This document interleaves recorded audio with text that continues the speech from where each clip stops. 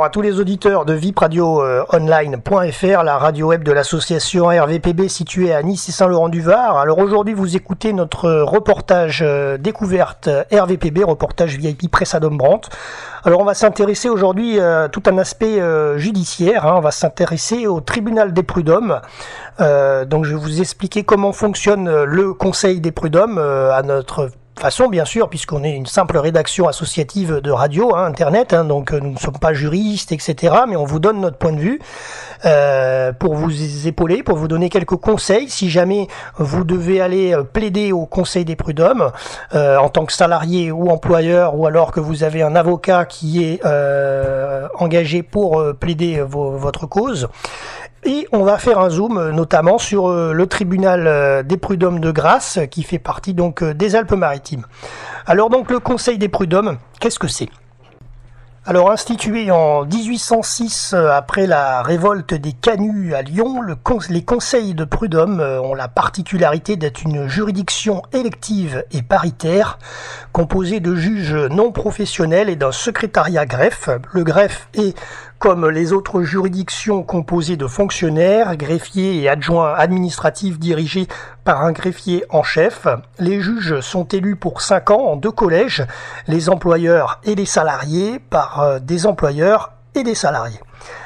Ils sont élus par liste, représentés par des syndicats et par section selon le métier exercé. Il y a notamment 5 sections, la section commerce, la section activités diverses, la section industrie, la section encadrement et agriculture.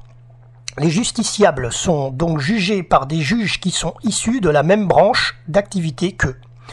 Il y a le même nombre d'employeurs que de salariés.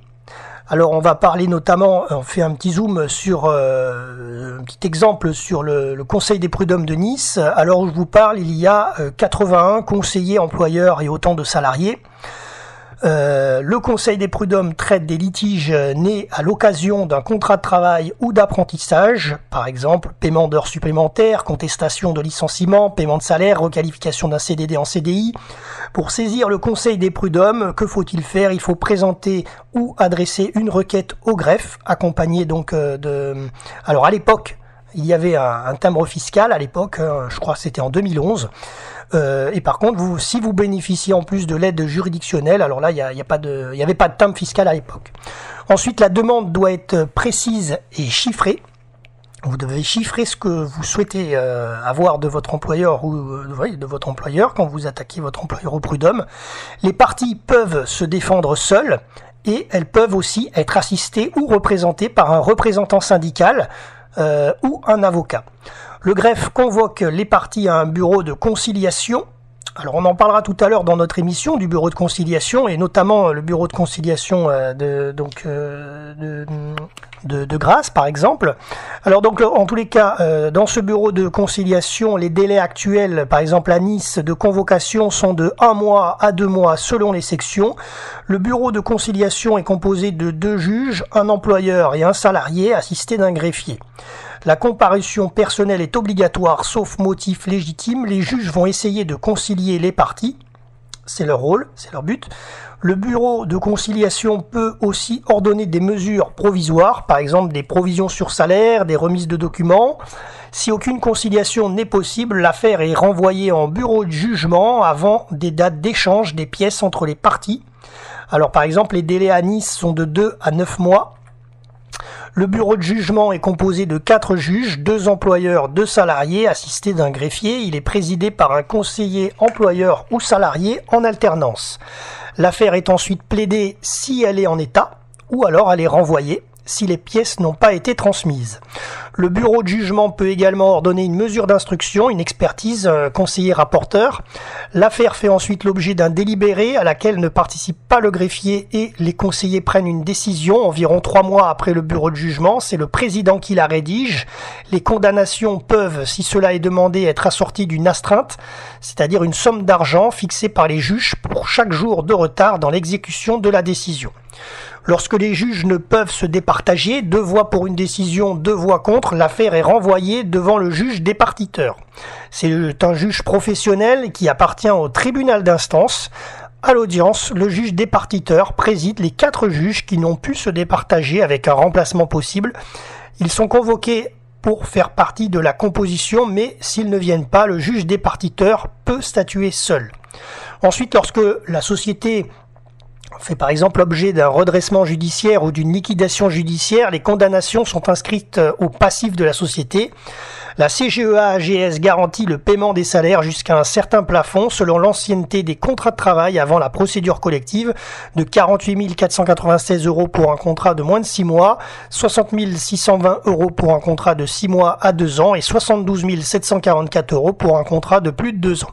Alors ces chiffres, bien sûr, à titre indicatif, parce que depuis on est en 2016, donc ça a dû bouger, donc à l'heure où je vous parle, c'est pas forcément les mêmes.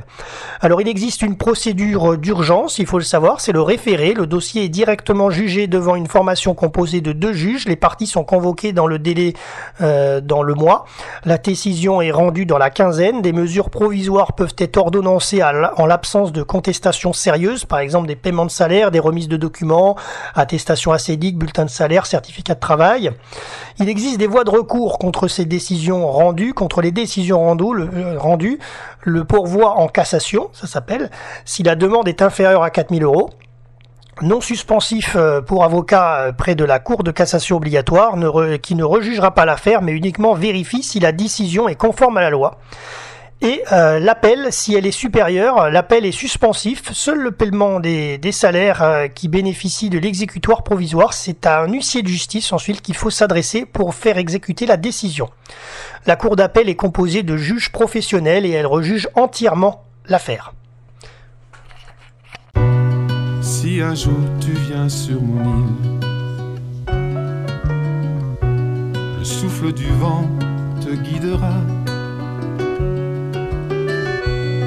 sur les chemins de traverse, sur cette lande majestueuse que les saisons ont façonnée. Si un jour tu viens sur mon île, la brise chargée d'embrun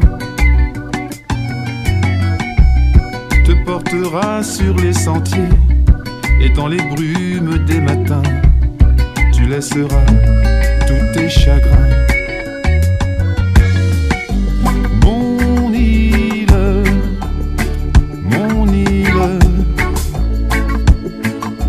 je te la donne.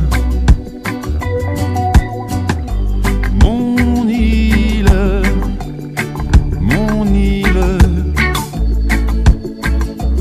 pour qu'elle te porte. Si un jour tu viens sur mon île, sur la jetée pose ton fardeau, avec tes doutes et tes rancœurs, tes inquiétudes et tes remords. Le vent du large les balayera. Mon île,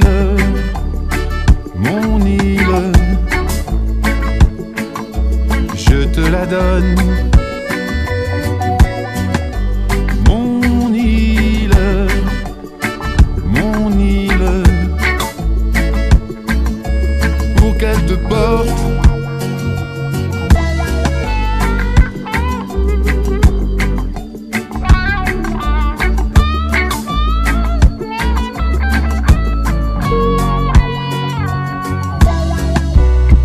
Si un jour tu viens sur mon île,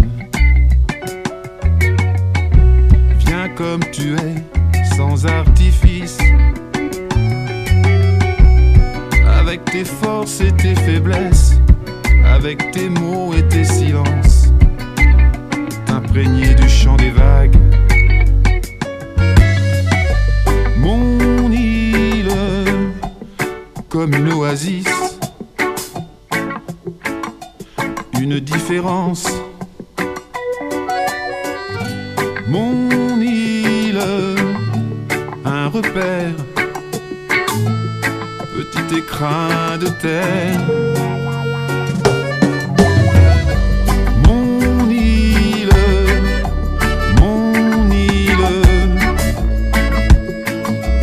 ma différence.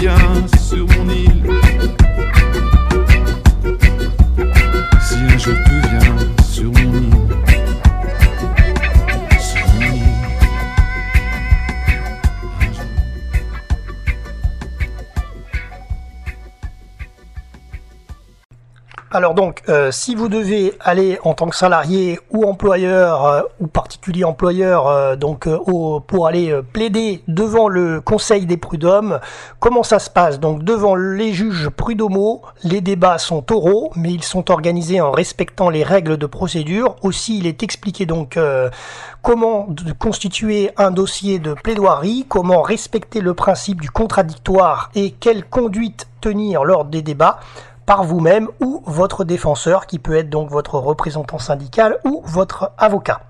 Alors déjà, il vous faut établir un dossier de plaidoirie. Argumentation du demandeur. Le demandeur peut préparer, rédiger pour l'audience ses observations dans un document écrit, mémoire ou conclusion, qui doit contenir son argumentation détaillée, c'est-à-dire les indications relatives au contrat de travail, la nature du contrat, écrit ou verbal, à durée déterminée ou indéterminée, à temps complet ou partiel, la date d'embauche, la nature de l'emploi occupé, le salaire horaire ou mensuel brut, éventuellement la date de rupture et les motifs. Ensuite, le demandeur expose les faits qui font l'objet de la saisine du Conseil des prud'hommes par exemple de Grasse ou de Nice, dans l'ordre chronologique, pour ceux qui, bien sûr, habitent la métropole Nice-Côte d'Azur. Les demandes, pour chaque demande, il convient d'indiquer clairement la nature de ce qui est demandé, salaire, congé payé, préavis, dommages et intérêts, ainsi que le montant réclamé en euros pour les chiffrer. Les raisons pour lesquelles la demande est présente en faisant référence aux pièces qui prouvent le bien fondé de la demande, exemple le contrat de travail, les bulletins de paye, les attestations, correspondance échangée entre employeurs et salariés, etc. Ces pièces doivent être numérotées et figurer sur un bordereau récapitulatif. Ensuite, l'argumentation du défendeur, du défendeur au procès prud'homal constitue à exposer les raisons pour lesquelles il s'oppose aux demandes. Il s'agit d'une argumentation en réponse aux différents points développés par le demandeur. Ensuite, les pièces ou documents, les pièces du dossier, c'est-à-dire il faut les établir. Elles justifient les demandes. Pour contester les dires de l'adversaire, doivent se trouver dans le dossier de plaidoirie et il convient d'apporter les originaux le jour de l'audience. Chaque document doit porter le nom du justiciable qui le produit, être numéroté par ordre, être répertorié sur un bordereau récapitulatif, exemple, pièce numéro temps de Monsieur Untel. Les documents à produire sont notamment le contrat de travail, s'il est écrit, les bulletins de paye, la correspondance entre employeurs et salariés, les attestations, etc. Ensuite, la deuxième partie, après avoir constitué votre dossier de plaidoirie, c'est le principe du contradictoire. Communication du dossier, le principe du contradictoire impose que le demandeur et le défendeur à un procès connaissent à l'avance les arguments qui seront exposés à l'audience et sur lesquels les conseillers devront rendre un jugement. Dans tout procès, la procédure est contradictoire, c'est-à-dire que le demandeur et le défenseur doivent se faire connaître mutuellement en temps utile les moyens de droit et de fait sur lesquels ils fondent leurs prétentions, c'est-à-dire pour le demandeur les raisons pour lesquelles il forme une réclamation, sur quel texte ou usage il appuie sa réclamation, ainsi que les documents qui prouvent ce qu'il dit. Pour le défendeur, les raisons pour lesquelles il s'oppose à la demande, en vertu de quel texte ou usage avec les documents qui prouvent ses dires. La communication ensuite s'effectue entre les parties. Le greffe ne sert pas d'intermédiaire. Il a lieu de lui adresser seulement une copie des conclusions pour le contrôle du respect du contradictoire. Le demandeur doit adresser au défendeur son dossier de plaidoirie par lettre recommandée AR, lettre recommandée donc avec accusé de réception. Le défendeur, dès qu'il a connaissance de l'argumentation du demandeur, prépare son dossier en défense et doit le communiquer au demandeur par lettre AR, accusé de réception aussi.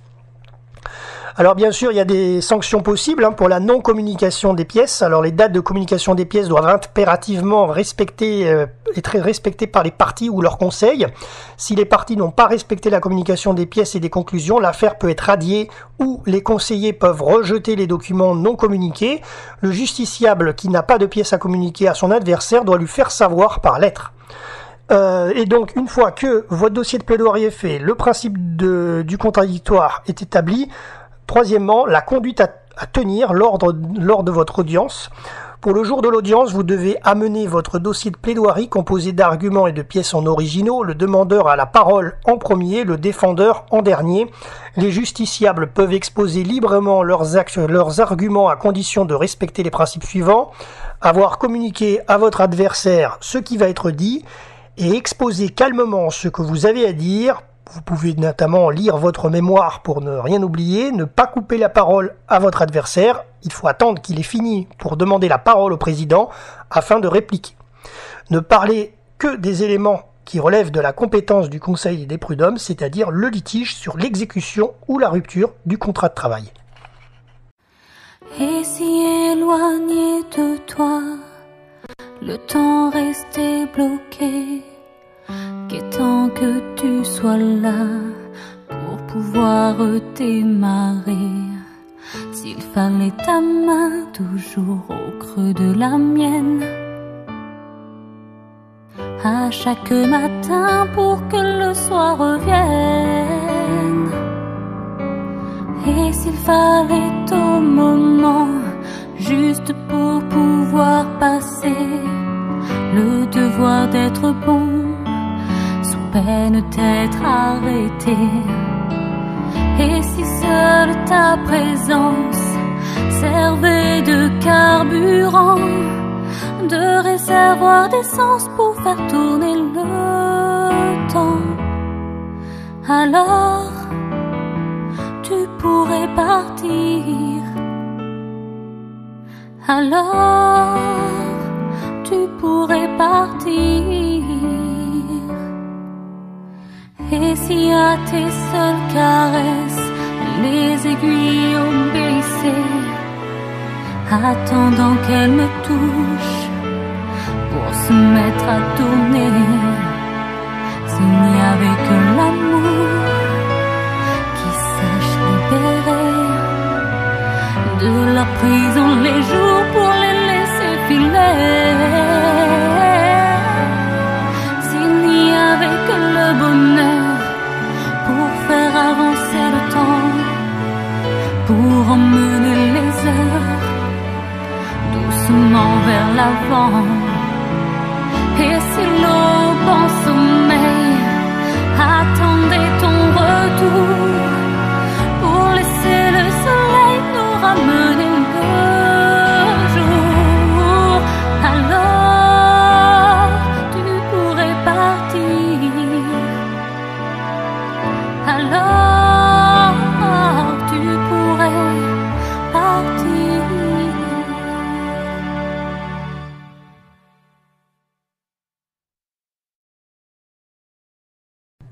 Alors parlons maintenant de l'audience de suivi des dossiers. Alors là, je vous parle plus du Conseil des prud'hommes de grâce, c'est là où nous avons fait une enquête. Donc lorsque la tentative de conciliation échoue, l'affaire est renvoyée devant cette audience de suivi des dossiers. Toutefois, dans un souci d'une meilleure gestion, il est convenu que le bureau de conciliation renvoie l'affaire à cette audience qui a pour seule mission la mise en état du dossier.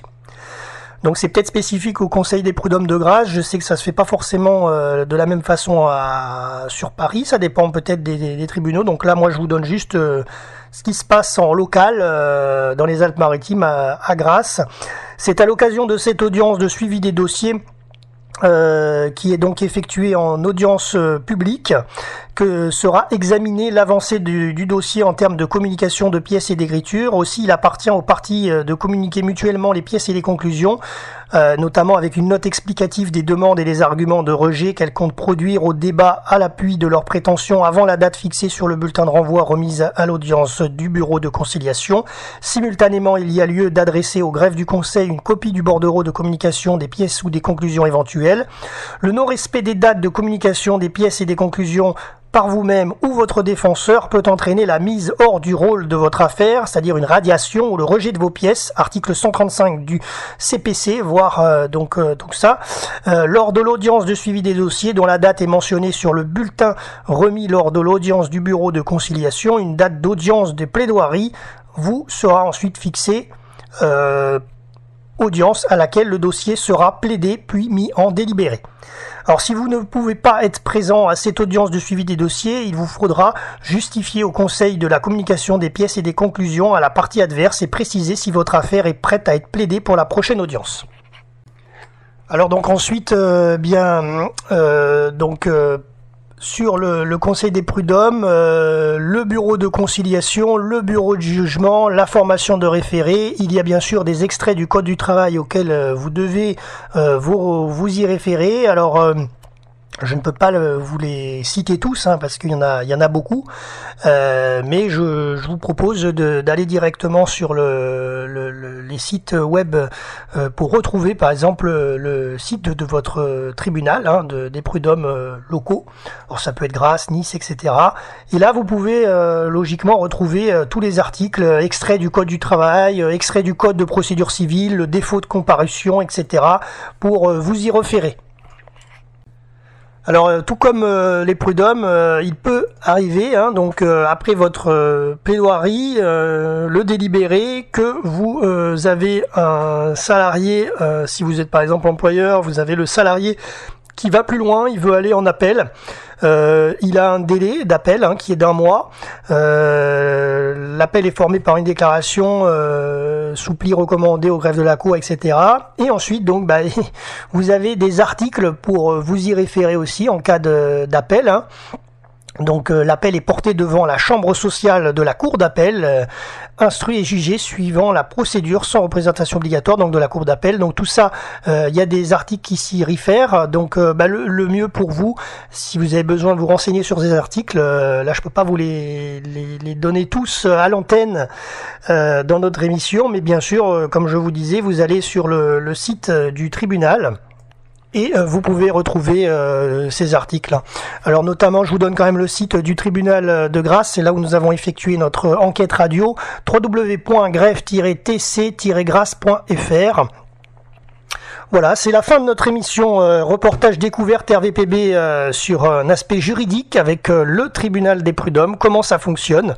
Merci à tous de nous avoir écoutés. Merci également à nos artistes RVPB qui nous ont accompagnés en musique dans notre émission radio, notamment M. Boudax, Pascal Delagaré et ses textes interprétés par Aurélie May. Merci également à Théophile Dévy et merci également à Yannick Delahaye avec ses textes interprétés, ses compositions musicales interprétées par Sarah Champin. À très bientôt pour un prochain reportage.